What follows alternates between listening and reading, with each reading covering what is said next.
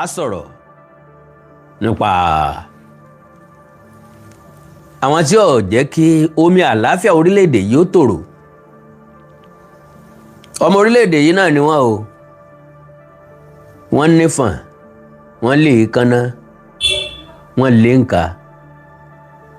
Àárí wọn ṣẹ́gun àríbi tí wọ́n sí. Àwọn eléyìí wọ́n ń pè ń kàbá. Kàbá yàtọ̀ sí cartel.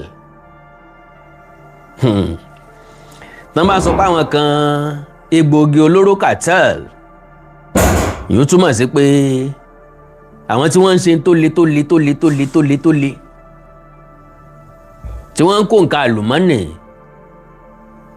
tàbí ọjà tí ò bófin mu kó lórílẹ̀‐èdè kan lọ sórílẹ̀‐èdè míì, àwọn wọ́n ń pè ní cartel. Àwọn tí wọ́n ń pè ní kàbá ńlá àwọn àfàìjòyè tí ń ṣàkóso ìlú. Wọn ò jọba, ṣùgbọ́n àwọn ló ń làṣẹ tí ń bẹ lẹ́nu ọba. Ìbá ní kábíyèsí afẹ́kẹ́ ṣe báyìí, kábíyèsí ó pòun ó fún ilé sí lọ́la. Ó láwọn tí ó fọ̀rọ̀ lọ́nu, àwọn yẹn là ń pè ń kàbá. Oríṣiríṣi àwọn èèyàn ló ti jẹ lórílẹ̀‐èdè yìí. Bí wọ́n bá nípinnu rere páwọn ó ṣe fún Nàìjíríà, bí wọ́n bá ti délé ìjọba, pàápàá jùlọ ńgbà tí wọ́n dé Aso Rock yìí bírí lọ́rọ̀ wọn ó yìí, a máa wò pé ẹni tó ti bá wa sọ̀rọ̀ mọ́ránmọ́rán ságbára kan ń bẹ ní Aso Rock tí ń da orí wọn rú ni àbí tí ń yí èrò wọn padà. Lo and behold, àwọn èèyàn kan ń bẹ ní kọ̀rọ̀ mọ̀ọ́mọ́dá kan, wọ́n lágbára ju ààrẹ lọ. Àwọn eléyìí ló lè pé kó gun ọjà, wọ́n lè pé kó gun ó sinmi. Àwọn eléyìí ló lè sọ pé kí ìdìtẹ̀gbàjọba ó wáyé, tí ó sì wáyé, tí ó sì lọ́rọ̀wọ́rọsẹ̀, tí kinní kan ò ní ṣe, tí mìmì kan ò ní mì. Ṣùgbọ́n àwọn olórí kan náà ń bẹ tí wọ́n gbọ́n nú gbọ́n lẹ́yìn. Nínú wọn ni Bọ́lá Ahmed Tinubu wà. Ààrẹ Bọ́lá Ahmed Tinubu ọ̀gọ̀, ọ̀bọ ọ̀gọ̀. Ààrẹ mọ̀ tí ń ṣe, ó mọ̀ wípé bí èèyàn bá fẹ́ tayò, ó bá fẹ́ bá ọlọ́gbọ́n tayò, ó bá fẹ́ bá ọ̀tá tayò, ó ní bá a ti ṣe. Ṣé gbàgbé Yorùbá ní ọ̀pọ̀ òpè nípa ọ̀tá. Ọ̀gbọ́n Yorùbá ń dáadáa, ọ̀pọ̀ òpè nípa ọ̀tá. Báwọn òpè bá ṣùjọ sójú kan gangan against ọ̀tá, wọ́n dẹ̀ win ní ọ̀tá. Ọ̀tá lẹ́ni tó máa yóò ta, òpè lẹ́ni tí ọmọ wa yóò yí. Ó túmọ̀ sí pé òpè kóra wọn jọ sẹ́gbẹ́ kan, ọ̀tá kóra wọn jọ sẹ́gbẹ́ kan. Àwọn òpè ní ọmọ pé mọ́gbọ̀wọ́ yín nǹkan ló yẹ kó o tí kó ilé ní ọkọ́kọ́ fà lọ́nà. Àárọ̀ ọmọ kan ọ̀tá kò ní lè sọ̀rọ̀. Bá ṣe ń kọ ohun nínú ọmọ bí bẹ́ẹ̀ ni òpè ọmọ jẹ. Gbà tó bá yá ọ̀tá ní òpè dúró, ta ni mò ń bá tayò gan láàrin yín? Ṣé kí n dálẹ̀ kẹ́ mọ́ ta nǹkan yín?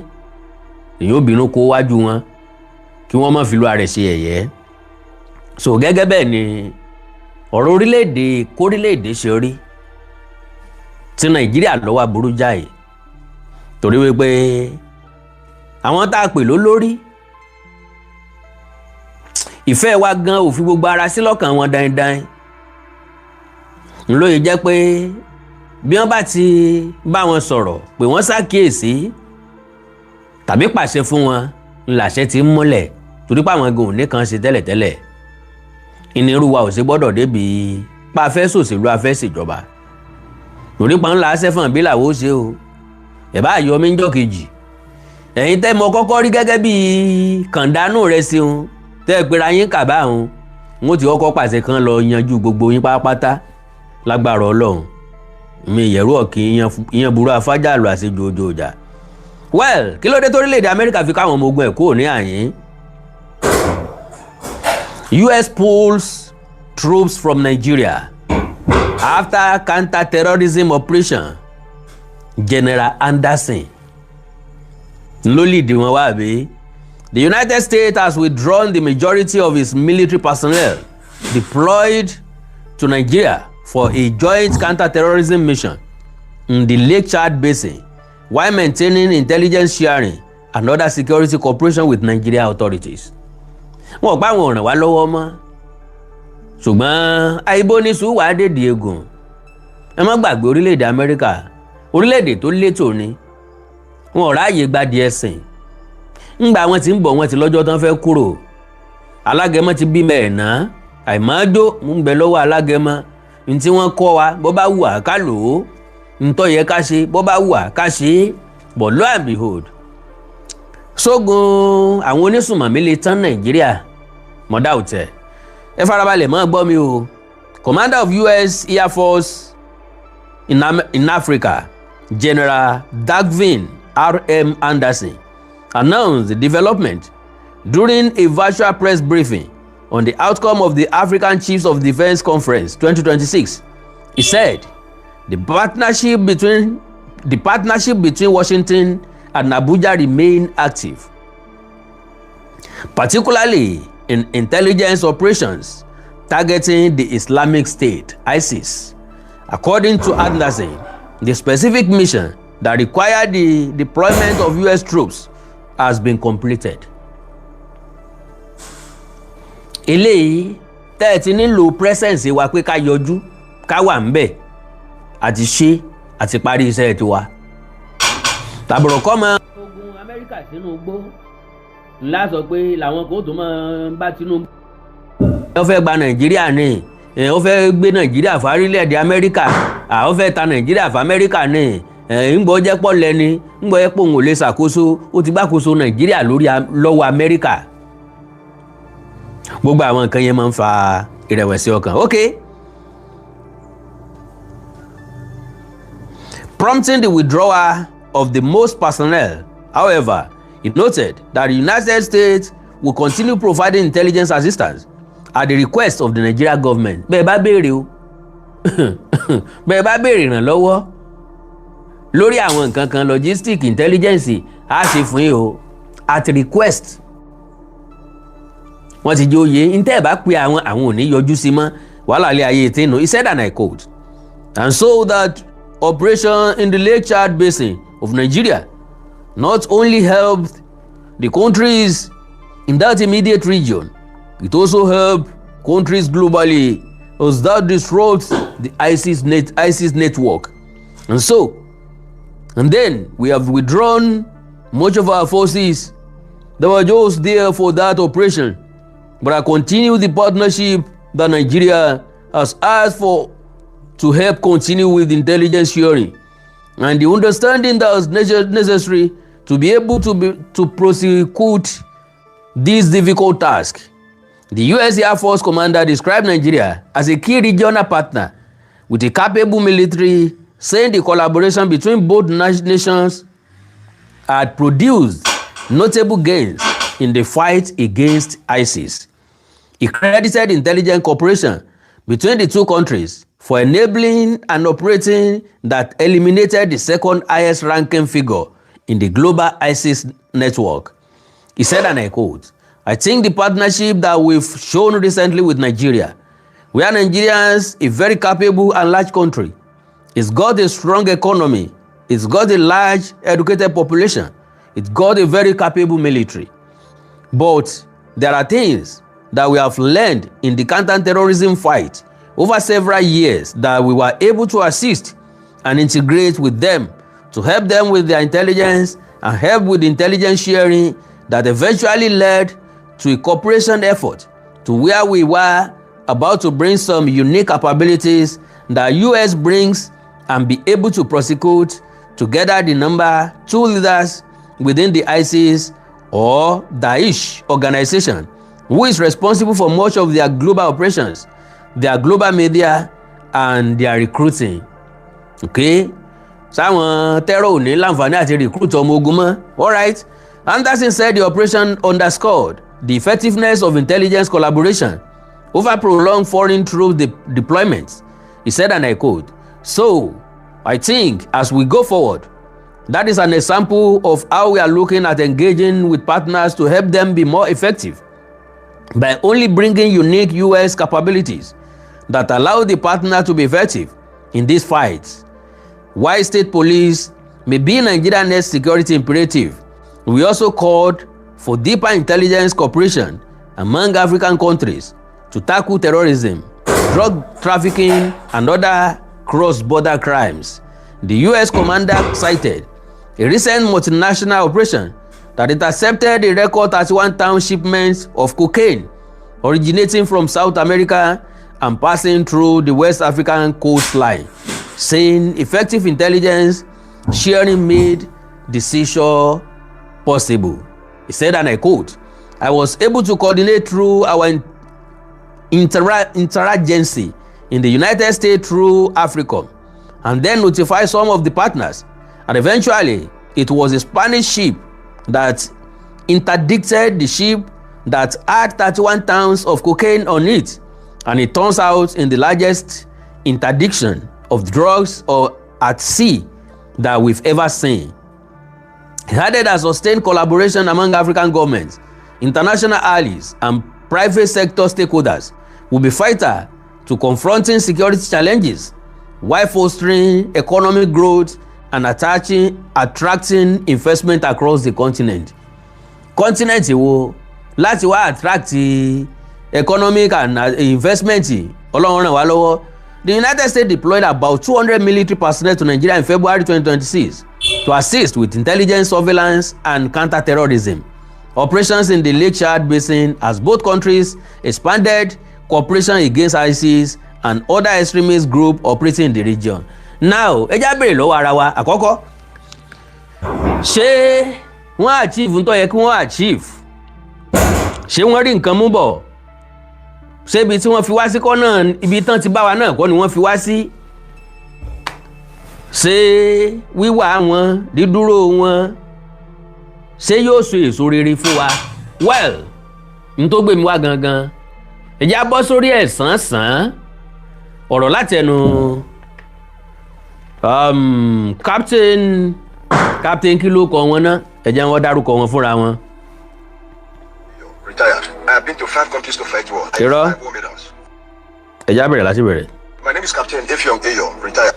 Captain Effiong, retired. I have been to 5 countries to fight war. I have 5 war medals. Who truly owns Nigeria? Who is the owner of this country? Who owns Nigeria? Who is a cabal? You have been hearing cabal, cabal, cabal. Who is a cabal? Aliko Dangote. I was listening to him. He said when he was preparing for this refinery that is helping Nigeria, helping Africa and the entire world today, you see, God showed him that there will be problem between Iran, Israel, and America, and the Strait of Hormuz will be closed. Because of that, he went ahead to do this thing. But cabal fought him. Dangote said the cabal fought him, that he fought back. He remained small. They would have defeated him, just small. Who are the cabals? Who owns the cabal? Who controls the cabal? Now let's go on. Someone gave an order in Niger State before the kidnapping of those children. Someone gave an order according to the governor of Niger State. Soldiers were there. Then there was an order that the soldiers should be withdrawn. The moment the soldiers withdrew, the kidnappers entered there and kidnapped the school children. Now, mo nígbàgbọ́ pé gbọ́ nǹkan tí máàlù yìí sọ. Nígbà tí Dangote fẹ́ bẹ̀rẹ̀ refinery ẹ̀, ó láwọn kàbá kọjú ìjà sí. Wọ́n bá jà, ó ní ṣe, ó gbọ́dọ̀ ṣe, kò yẹ kó ṣe. Wọn ò fẹ́ gbà fún. Wọ́n bò ń jà, òun náà bá wọn jà padà. Ó kù kékeré kí wọ́n ṣẹ́gun débi tó fi lè múrẹ̀wẹ̀sì ọkàn wá tàbí tí ó fi sọ pé òun ò ṣe mọ́. Òun náà lọ́lọ́ ń gbàkóso. Alright, kí làwọn nǹkan tó ṣẹlẹ̀ pẹ̀lú ẹ̀? Àwọn kàbá ló ń control what? Because majority wọn, àwọn nǹkan tó tá a kó papọ̀ tí ń dọ̀rọ̀ ajé lórílẹ̀‐èdè Nàìjíríà, àwọn ni wọ́n ń control ẹ̀.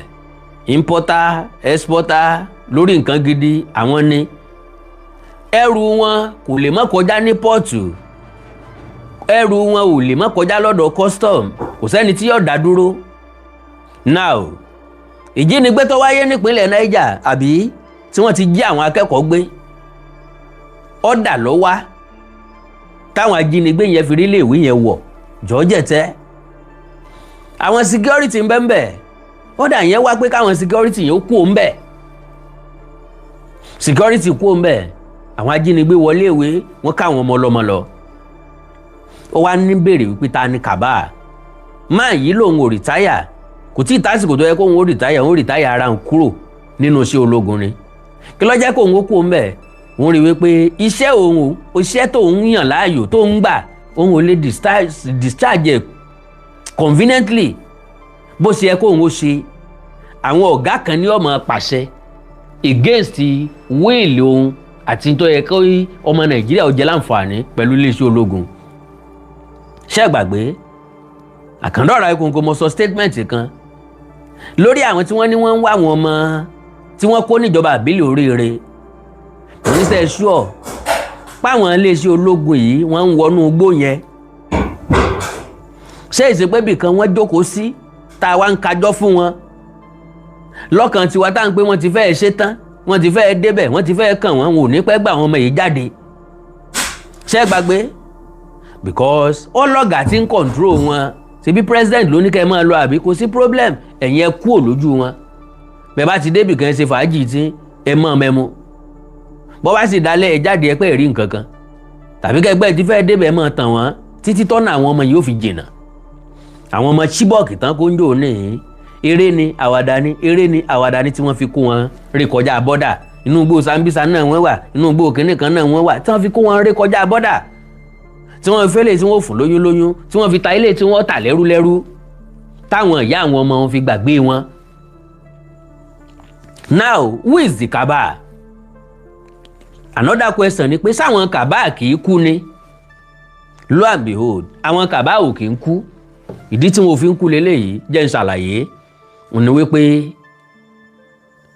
to the best of my own understanding àwọn ex-presidents ní máa ń jẹ́ cabal lójú wòye tèmi with my own calculation because nobody is more powerful than the ex-president torí president lórílẹ̀ lóróde Yorùbá sì ni morílẹ̀ moróde kì í jẹun àwùjọ tì àwọn ni wọ́n mọ̀ fún tán mọ̀gùn wọ́n ti control the country rí any president tí yóò bá sì jẹ́ yóò dé ọ̀dọ̀ wọn ní kọ̀ọ̀kan ẹ lọ wádìí ẹ̀ dáadáa ńgbà Bọ́lá Ahmed Tinubu fẹ́ contest ṣé kò dọ́dọ̀ Babangida ṣé kò consult Abdulsalami ṣé kò consult Buhari ṣé kò consult Goodluck Jonathan ṣé kò dọ́dọ̀ Yakubu Gowon